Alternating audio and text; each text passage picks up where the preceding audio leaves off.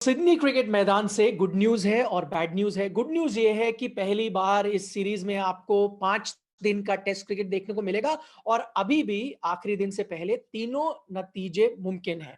लेकिन bad news ये है कि जो नतीजा सबसे ज्यादा मुमकिन है वो ये है कि ऑस्ट्रेलियाई टीम ये टेस्ट मैच जीत जाएगी। बहरहाल हम नजर डालेंगे चौथे दिन के खेल पर। आप देख रहे हैं ESPN cricket info match day. मैं हूं निखिल नाज और मेरे साथ जुड़ेंगे आकाश चोपड़ा।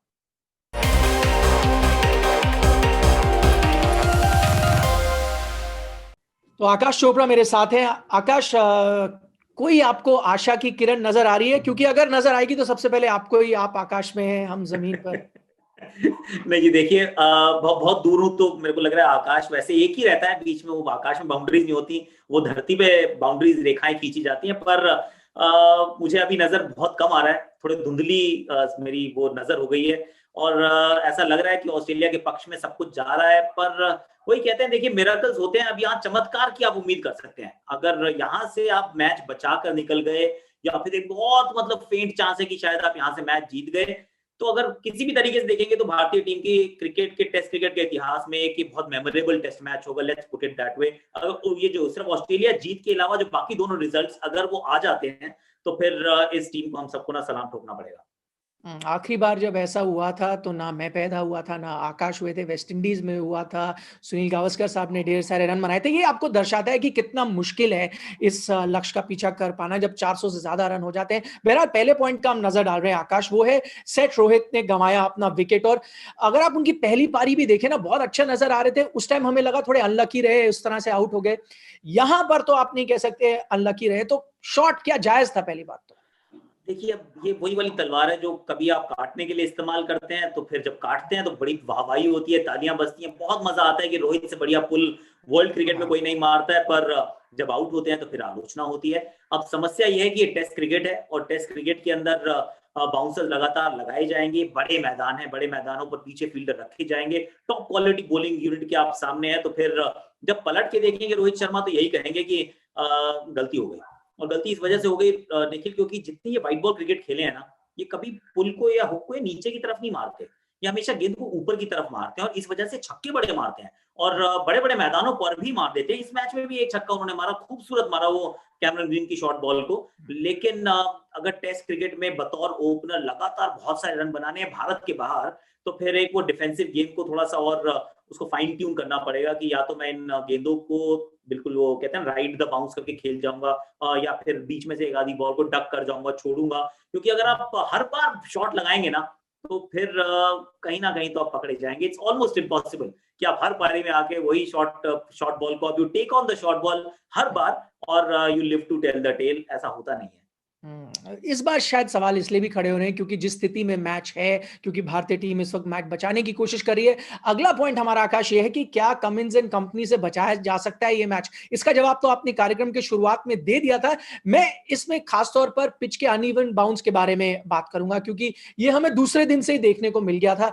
तब उम्मीद जताई जा रही थी कि जब तक आप 5वें दिन पे पहुंचेंगे तो माइंड फील्ड हो जाएगा, बहुत मुश्किल होगा। वैसा तो एटलीस्ट नहीं नजर आ रहा। तो ये थोड़ी सी संतोष की बात होगी भारतीय टीम के लिए। स्लो तो हो रही है, क्योंकि ये स्लो पिच थी, उससे ज्यादा स्लो होती जा रही है। तो फिर जो भी असमतल उछाल रहता है उसको आप थोड़ा सा बेटर नेगोशिएट कर सकते हैं, थोड़ा संभल कर आप खेल सकते हैं। पर सच ये भी है कि आपके पास ये दो बल्लेबाज हैं, इसके बाद हनुमा विहारी हैं। हनुमा विहारी ने इस पूरी श्रृंखला में अभी रन नहीं बनाए हैं, उनके ऊपर बहुत दबाव है। ऋषभ पंत है जो चोटिल हैं, वो किस तरीके से आके बैटिंग कर पाएंगे, क्या उतने समर्थ रहेंगे वो चोट के साथ भी। और उसके बाद जाडेजा नहीं है। ऑलरेडी आप एक बैट्समैन शॉट के साथ थे, आप मेक डू कर रहे थे कि चलिए जाडेजा और पंत मिलकर काम कर जाएंगे। पर उनमें से भी आपने एक को निकाल दिया, विहारी की पहली पारी में रन बने नहीं। तो काम तो देखिए बहुत कठिन है। सच बात यह है कि वो जो पलड़ा है ना, वो लगभग 80-20, in fact 90-10 in favour of Australia इस समय। वैसे तो 90-10 आपने कल ही कह दिया था, तो ज्यादा उसमें सुधार नहीं हुआ है फिलहाल भारतीय टीम का। लेकिन मैं पॉजिटिव्स देख रहा हूं अभी भी। क्या वो चीजें हैं जो भारतीय टीम को मदद कर सकती हैं? एक चीज और जो आकाश सामने आई है, क्योंकि चौथी पारी में टारगेट इतना टफ इसलिए भी लोग मान रहे होंगे क्योंकि आपके पास नेथन लायन जैसे स्पिनर है जो बहुत यहां पर विकेट ले सकते हैं। लेकिन अच्छी बात यह है भारतीय टीम के लिए, 40 ओवर उन्होंने डाले हैं इस टेस्ट मैच में, एक भी विकेट नहीं गंवाया है। तो जहां तक स्पिन का जो डेंजर का सवाल है, उससे तो अच्छी तरह से निपटी है भारतीय टीम अभी तक। अभी तक अभी तक बिल्कुल बहुत अच्छे से निपटे हैं। लेकिन पांचवें दिन ये भी आप मानकर चलिए कि ये जो नेथन लायन है, ये लायन थोड़े से जोर से दहाड़ते आपको नजर आएंगे। और उसकी जो ट्रेलर था, जो पहले-पहले चित्र थे, वो आज नज़र आ गए। जब वो पुजारा के सामने गेंदबाज़ी कर रहे थे, तो पुजारा की जान भी एकदम वो गले में अटकी हुई थी, क्योंकि कि डिफेंस करें, स्टेप आउट करें, वो सिली मिड ऑफ पे भी एक फील्डर जमाया हुआ था। क्योंकि रन इतने हैं, तो आप ओवर अटैक भी कर सकते हैं। आपको कोई ज़रूरत नहीं है कि इन आउट फील्ड लगाने की, कोई ऐसी समस्या नहीं है। तो मुझे तो लग रहा है कि नेथन लायन को अभी तक तो हम बहुत अच्छा खेले हैं, लेकिन अगर यही भारतीय टीम इसी प्रकार से अच्छा खेलती रहे, तो मैच बचाने के करीब पहुंचेंगे। पर नेथन लायन दहाड़े, इसके चांसेस थोड़े से ज्यादा हैं। बाहर मतलब अगर कंपेयर करें या तुलना करें कि कितने चांसेस हैं भारत के, उनको बिल्कुल न्यूट्रलाइज कर देंगे, दोबारा एक भी विकेट नहीं देंगे, ऐसा शायद कल संभव ना हो। तो ऑस्ट्रेलिया टीम इस वक्त मजबूत स्थिति में है और उसमें बड़ा योगदान दिया कैमरन ग्रीन ने बल्ले के साथ। आकाश, हमने देखा था उनकी टेक्निक के बारे में हम पहले चर्चा कर चुके हैं कि कितने कॉम्पैक्ट नजर आते, लेकिन आज स्ट्रोक प्ले भी हमने उनकी तरफ से देखा, अच्छे स्ट्राइक रेट से चल रहे थे। आईपीएल ऑक्शन भी ज्यादा दूर नहीं, आपको लगता है आईपीएल टीमें लिख चुकी होंगी उनका नाम? देखिए, मैं तो ये कह रहा हूँ कि जो अगले हमारे मिलियन डॉलर बेबी जो बनने वाले हैं आईपीएल के, वो कैमरन ग्रीन रहेंगे। क्योंकि फरवरी में एक छोटा ऑक्शन है, छोटे ऑक्शन में प्लेयर्स की अवेलेबिलिटी उतनी रहती नहीं है। जो अच्छे खिलाड़ी हैं वो तो रिलीज होंगे नहीं, अब बचा कौन? तो और ये जिस तरीके के प्लेयर हैं, मल्टी डायमेंशनल प्लेयर, बैटिंग भी करेंगे, बॉलिंग भी करेंगे। शुरुआती वो थोड़ा सा एक थोड़ा सा रोमांटिसिज्म भी रहता है। हम जब देखते हैं ना एक नए खिलाड़ी को आते हुए, तो अभी तक हमने देखा नहीं है टी20 में कितना अच्छा करेंगे, बहुत युवा है, टेस्ट क्रिकेट भी थोड़ी सी देखी है, पर टीम्स दाव लगाना चाहेंगी कि ये एक हमारे पाले में खिलाड़ी आ जाए जो दो काम कर सके। और अभी तो ये भी नहीं पता कि आईपीएल कहाँ होगी, कहीं अगर यूएई में वापस हो गई, तो फिर तो आप ये मानकर चलिए कि कैमरन ग्रीन का जो भाव है थोड़ा सा और बढ़ जाएगा, क्योंकि वहां तो फास्ट बॉलर्स के लिए मदद भारतीय पिचेस से तो बहुत ज्यादा रही है। तो ऑल इन ऑल सच्चाई है कि कैमरन ग्रीन इस बार काफी पैसे कमाने वाले हैं आईपीएल के ऑक्शन में। तो सिर्फ कैमरन ग्रीन नहीं, अगर आप ऑस्ट्रेलियाई टीम देखें ना आकाश, चौथा पॉइंट हमारा ये है कि उनको अपॉर्चुनिटी तो मिली थी लेकिन उसका पूरा फायदा उठाया। दूसरे सेशन में मैच जैसे कहते हैं ना उड़ के ले गए ऑस्ट्रेलिया टीम, रन रेट उनका करीब 6 का था, वहां से वो तैयारी करी या नींव सी रख दी कि इतना बड़ा टोटल होगा, मुश्किल होगी भारतीय टीम को। और जिस प्रकार से वो खेले एक्सेप्शनल है, क्योंकि यही मौका मैथ्यू वेड के पास भी था, वो उतना अच्छा से उसको भुना नहीं पाए।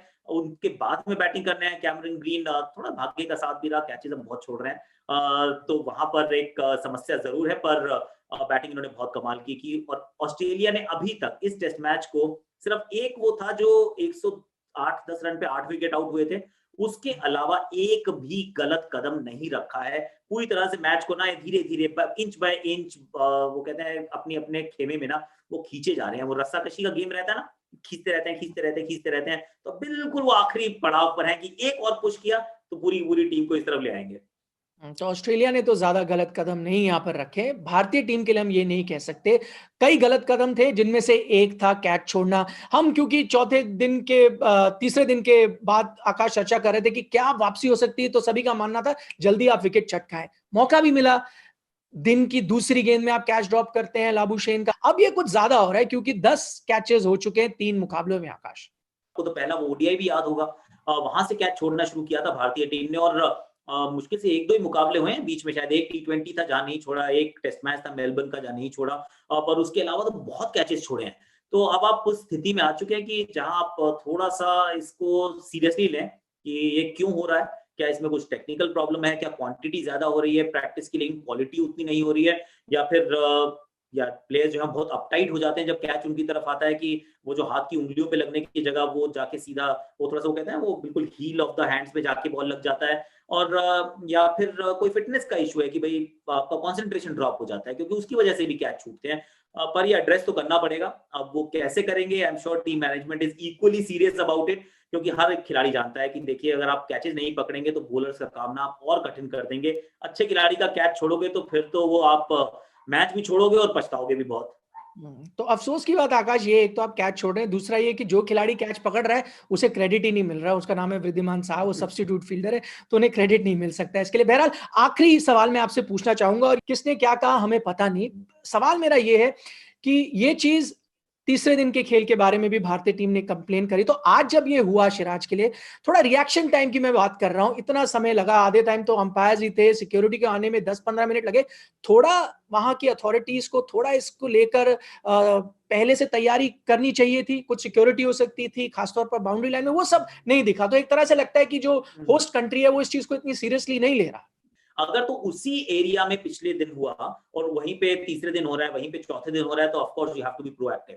आपको वहां पर nip the problem in the bud कहते हैं कि अगर जब शुरुआत तो वहीं के वहीं रोक दीजिए, वरना फिर बात का बवाल बन जाता है। और ये तो बात भी वैसी है, ये वैसे शर्मनाक बात है, पता नहीं हमें क्या हुआ है, लेकिन अगर भारतीय खिलाड़ी कंप्लेन कर रहे हैं रेसिज्म वाले वो तानाकशी की, अगर आप वो कंप्लेन कर रहे हैं, ये बहुत सीरियस चार्ज है। और 2021 में भी अगर हम ये बात कर रहे हैं, वो ब्लैक लाइव्स मैटर की भी हम बात करते हैं, ये तो आई मीन बहुत शर्मनाक बात है कि अगर इसको अभी भी ये प्रेवलेंट है। और इस बात का भी ये सबूत है कि इतनी अच्छी तरह से हैंडल नहीं किया गया, इसकी वजह से ये बात हो रही है, वरना ये बात ही नहीं होती। तो आई एम प्रीटी श्योर कि क्रिकेट ऑस्ट्रेलिया इसको बहुत सीरियसली लेगा, इन्वेस्टिगेट करेगा, सीसीटीवी फुटेज वहां पे बहुत अवेलेबल रहती है। तो जो इसके लिए गिल्टी है फिर उसको बैन कीजिए आप। पहले भी एक खिलाड़ी, एक दर्शक को 2 साल के लिए बैन किया गया था। तो अब जो यहाँ पे गिल्टी पाया जाए उसको 2-3-5 साल की सजा दीजिए, ताकि एक एग्जाम्पल सेट हो कि आपको खेल देखने आना है तो फिर आप खेल देखने जरूर आइए। आप बू कर सकते हैं, आप शायद थोड़ा छेड़छाड़ कर सकते हैं, पर अपनी वो जो कहते हैं ना बाउंड्रीज को मत भूलिए। और अगर वो अभद्र व्यवहार पे आप पहुंच गए और आप रेसिज्म की तरफ चले गए, तो उसके अंदर एब्सोल्युटली जीरो टॉलरेंस। वैसे इतिहास गवाह है कि जब जब सिडनी में टेस्ट मैच हुआ है भारतीय टीम का, कुछ ना कुछ विवाद तो होता ही है। वैसे इतिहास की बात कर रहे हैं तो भारतीय टीम के पास मौका भी है इतिहास बनाने का। हाँ, चुनौती मुश्किल है, लेकिन जब मुश्किल चुनौती होती है तभी आप इतिहास भी बना सकते हैं। आकाश, बहुत बहुत शुक्रिया हमारे साथ चर्चा करने के लिए। 5वें दिन अब आपसे मुलाकात होगी। आप देख रहे थे ESPN cricket info match day.